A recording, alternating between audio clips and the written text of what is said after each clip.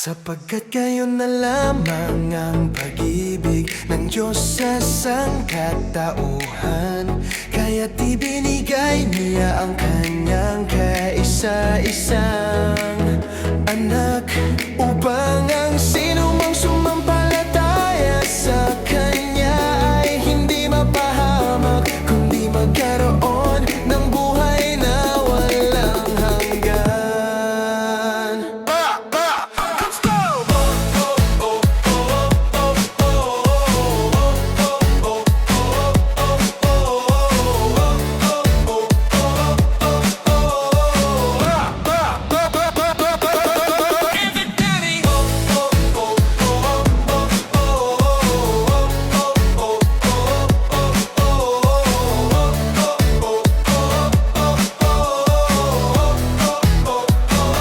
Sapagkat kayo na lamang ang pag-ibig ng Diyos sa sangkatauhan, kaya't ibinigay niya ang kanyang kaisa-isang